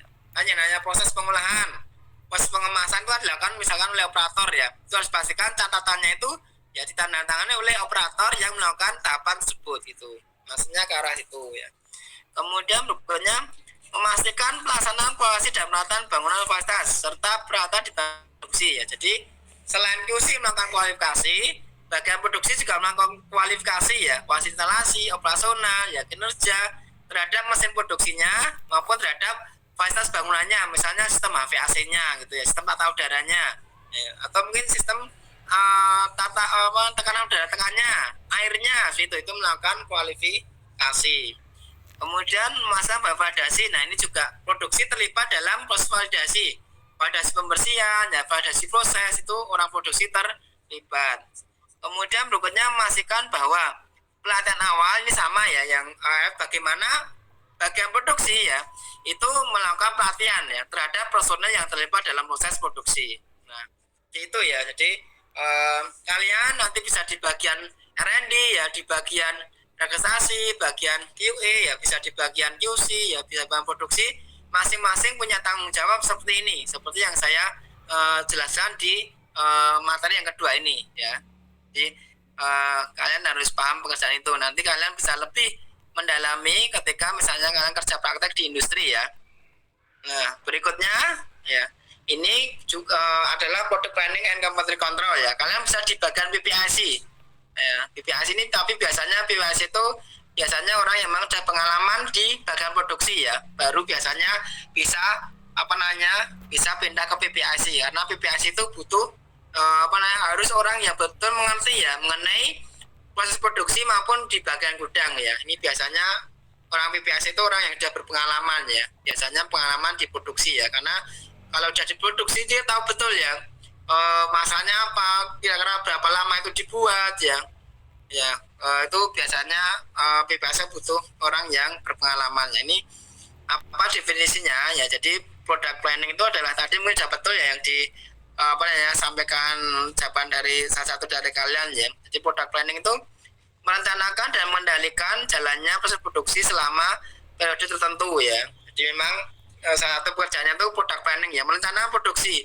Mau dalam bulan ini mau produk apa gitu, mau buat produk apa, apakah padat, semi padat ya, atau cair ya, mau di obat nasional, mau di obat atau mau di kosmetik, itu memang biasanya ada PPIC-nya. Nah ini biasanya orang yang memang orang pengalaman ya, mengerti betul ya bagaimana proses produksi itu jalan ya. Jadi dia merencanakan dan mengendalikan ya, mau buat apa gitu ya, mau planningnya rencananya mau buat apa. Nah itu tugas dari PPIC ya. Kemudian inventory control, merencanakan dan mengendalikan pembelian bahan baku dan bahan kemas. Jadi selain merencanakan proses produksi, PPIC juga harus merencanakan ya, mengendalikan stok bahan baku ya dan bahan kemas yang ada di gudang ya. Itu bagian PPIC juga ya. Jadi bagaimana harus mengontrol, mengendalikan stok bahan baku dan bahan kemas, tapi juga harus ya mengendalikan, merencanakan produk apa yang mau dibuat ya. Itu kan berarti harus melihat di gudang produk jadi ya, situ. Jadi akhirnya ya PPIC tadi ya, ini biasanya orang yang memang pengalaman ya, mengerti betul mengenai stok ya, stok di gudang bahan, stok di gudang jadi, dan mengerti betul mengenai proses produksi ya, sehingga tidak akan terjadi kelebihan atau kekurangan bahan maupun produk jadi. Kurang lebih itu ya.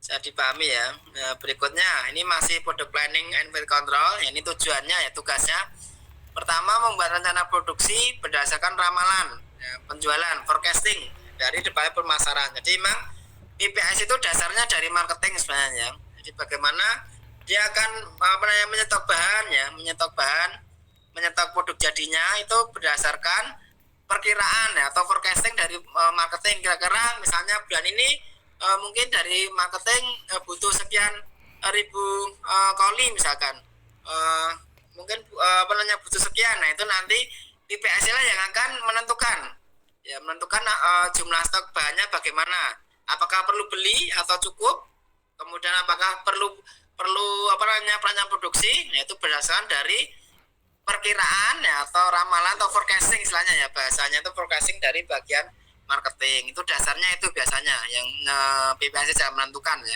stok baik bahan maupun produk jadi. Kemudian yang kedua, membuat rencana pengadaan bahan berdasarkan rencana dan kondisi stok dengan menghitung kebutuhan material produksi menurut standar stok yang ideal, ada batasan jumlah minimal dan maksimal bahan. Jadi memang ini salah satu bagian dari PPIC ya. Jadi bagaimana bisa ini ya betul-betul menjamin bahwa stok bahan ya itu cukup untuk dalam proses pembuatannya ya. Kemudian memantau semua inventory baik untuk produksi, stok yang ada di gudang maupun barang yang didatangkan, sehingga pelaksanaan proses dan pemasukan tetap berjalan lancar dan seimbang ya. Jadi bagaimana tadi ya, bahannya cukup ya, bahan bakunya cukup, bahan kemas cukup, produk jadinya juga cukup ya. Sewaktu-waktu mau dikirim ke distributor, produk jadinya cukup. Sewaktu-waktu bahannya mau proses untuk produksi, bahannya juga cukup. Nah ini bagian pekerjaan dari PPIC ya. Jadi tidak mudah ya bagaimana tidak kelebihan dan tidak kekurangan. Intinya kan ke situ ya.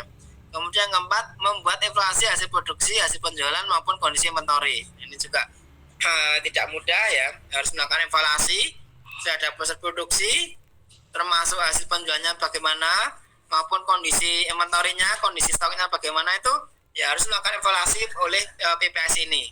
Sehingga sekali lagi memang ini butuh orang yang betul-betul punya pengalaman ya, punya pengalaman di produksi maupun di gudang ya. Kemudian fungsi PPAC ya. Jadi untuk mensinergikan kepentingan marketing dan manufacturing, jadi mensinergikan. Jadi bagaimana ya penjualannya ya bisa tersedia produknya, tapi proses produksi juga bisa jalan dengan lancar. Ini kan tidak mudah ya. Produksinya bisa berjalan ya, tidak berhenti, tapi juga stok produksi itu tidak kurang atau tidak lebih. Nah ini kan suatu yang tidak mudah ya, dimana bisa istilahnya itu ya, misalnya kalau bahasanya Jawa ya, atau bahasanya bisa memberi makan ke bagian produksi, tapi juga bisa memberikan makan terhadap marketing ya, istilah kasarnya seperti itu ya. Nah kemudian untuk memastikan atau memadukan pihak-pihak dalam koalisi pemasaran, produksi, dan keuangan agar dapat bekerja dengan baik. Nah ini bagaimana juga ya, karena PPAC kan hubungannya dengan bagian marketing ya, bagian produksi ya, bagian HR, bagian proses accounting, keuangan, itu bagaimana ya semua itu bisa bekerja sama dengan baik ya, karena PPAC lah yang menentukan untuk beli bahan atau tidak ya, produksi atau tidak. Nah itu kan yang kan PPAC ya, sehingga harus bisa kerjasama dengan baik ya, dengan bagian marketing, bagian keuangan maupun bagian produksi dan personalia ya. Personalia itu sebenarnya kaitannya dengan pelatihan ya. Ya berikutnya nih sasarannya ya. Pertama itu dalam mulai janji perintah pelanggan ya. Jadi bagaimana waktunya ya tepat ya ketika ada permintaan produk ya. Kemudian ya kecepatan waktu dalam penyelesaian pesanan. Jadi bagaimana kalau ada order ya, permintaan produk jadi itu cepat bisa dipenuhi. Jadi memang idealnya itu sudah ada stok ya. Setiap ada permintaan marketing ya, itu sudah ada stok produk jadinya. Itu yang dikenai dari PPAC ya. Berkurangnya biaya produksi ya. Bagaimana biaya produksi kan artinya apa? Dari stok bahan ya, bagaimana bahan itu cukup ya, tidak kelebihan ya. Kemudian dari segi produksi, dari prosesnya, bagaimana prosesnya itu jalan sesuai kebutuhan, sesuai permintaan. Ini kan tidak mudah ya. Tidak produksi terus, ternyata stoknya banyak ya, tidak dijual kan, akhirnya proses produksinya kan perlu biaya besar ya, harus menghidupkan mesin ya, menggunakan orang ya, itu harus bagaimana bisa sesuai dengan permintaan ya. Jadi permintaan bisa dipenuhi, tidak kelebihan dan tidak kekurangan itu ya. Kemudian dampak pelaksanaan baik. Jadi kalau PPAC-nya berjalan dengan baik ya, stoknya tidak kelebihan, tidak kekurangan ya, itu ya ada keseimbangan ya. Kemudian ya terciptanya program sarana produksi yang seimbang, stabil ya. Masing-masing sumber daya ya. Hemat biaya penyimpanan, angka kerusakan dan cacat produk rendah, angka kelebihan bahan setengah jadi rendah. Jadi bisa dipahami ya, kalau PPAC itu betul-betul baik itu ya, PPAC-nya perencanaannya baik ya. Ini satu dalam itu akan tercapai gitu. Kemudian ya ini pentingnya inventory control. Kenapa sih harus ada inventory control ya? Pengendalian stok ya, ini untuk antisipasi adanya unsur ketidakpastian permintaan ya. Jadi yang namanya permintaan order itu kadang-kadang ya bisa lebih ya. Seperti kemarin kasus pandemik ya. Apa yang terjadi pandemik itu? Kalian merasakan ya, nyari vitamin C susah ya. Betul ya. Kemudian nyari produk-produk untuk menjaga kesehatan itu kan susah ya. Itu kenapa? Ketahanan atau stok dari bahan baku ya, khususnya bahan aktif yang ada di Indonesia itu sangat terbatas ya. Tidak terkendali dengan baik. Sehingga apa? Ketika terjadi booming ya, terjadi masalah pandemi yang luar biasa di Indonesia ya, akhirnya apa? Nyari vitamin C susah ya. Nyari ini aja produk-produk kami ya, ini kebetulan aja ya. Nyari tulangan susah banget ya, karena sudah pada diborong ya. Kemudian ya kesediaan bahan baku ya mungkin dari Cina ya, dari India, karena stok pembelian yang di industri di industri itu tidak banyak, sehingga apa? Terjadi kekurangan itu. Bahkan sampai ya di industri itu sampai setiap minggu itu ya Badan POM itu sampai minta persediaan setiap bahan yang ada di industri ya. Utamanya semua bahan aktif yang untuk kesehatan ya, seperti vitamin itu setiap minggu rapat, setiap minggu itu diminta stoknya. Itu kemarin ya yang betul-betul terjadi kegentingan tuh itu seperti itu waktu pandemik ya. Itu terasa banget tuh ya. Di pasaran kurang ya, nyari susah, harganya sampai melambung ya. Ya, kesediaan di industri juga sampai kurang-kurang ya. Seperti itu. Kemudian berikutnya ya tujuan inventory control tentunya memberikan layanan terbaik pada pelanggan, melancarkan proses produksi, ya mengatasi kemungkinan terjadinya kurang persediaan, ya menghadapi fluktuasi harga. Jadi ya yang perlu kalian pahami ya, yang namanya harga bahan itu suatu waktu bisa naik ya. Nah, bagaimana PPS itu bisa yang menyetok bahan, ya menyetok bahan dengan baik, dengan cukup, sehingga apa? Ketika terjadi kenaikan harga bahan ya, itu tidak akan mempengaruhi dari harga produk yang kita jual ya. Bayangkan misalnya ya, stoknya itu sedikit, tiba-tiba nih harga bahannya itu naik ya, harga bahannya naik kan bagaimana tuh? Akhirnya kan ya harga produk itu kan bisa bisa bingung menentukan. Harganya sudah naik ya, harga bahannya naik, sedangkan orderan sudah ada misalkan ya. Ya orderannya sudah misalnya ada 1000 misalnya, ada 1000 koli, 1000 box. Ternyata bahan yang ada di kita itu misalnya tidak bisa membuat 1000, hanya 500 ya. 500-nya lagi misalkan harus beli nih. Ternyata harganya sudah naik. Itu bagaimana? Kan bisa jadi rugi ya. Karena sudah ada permintaan 1000, ternyata kita baru bisa untuk 500. Yang 500 ini mau kita beli bahannya banyak naik. Nah, itu bagaimana orang PPSC harus betul bisa ya menyetok bahan dengan baik, sehingga apa? Ketika terjadi kenaikan harga ya, kenaikan harga bahan itu ya tidak akan mengaruhi harga dari bahan yang kita jual karena sudah ada permintaan sebelumnya ya. Itu. Kemudian konsekuensi kontrol ya. Ya, bagi perusahaan yaitu menanggung biaya atau resiko yang berkaitan dengan keputusan persediaan ya. Ya. Dan seterusnya ya. Ini bisa dibaca ya, mungkin dari halaman ya, dari slide ini, slide 24 ini ada yang mau dibahas enggak? Kemudian bagi bagian keuangan yang keuangan adalah uang atau modal, sehingga harus dijaga agar nilai investasi tersebut sekecil mungkin untuk melakukan modal.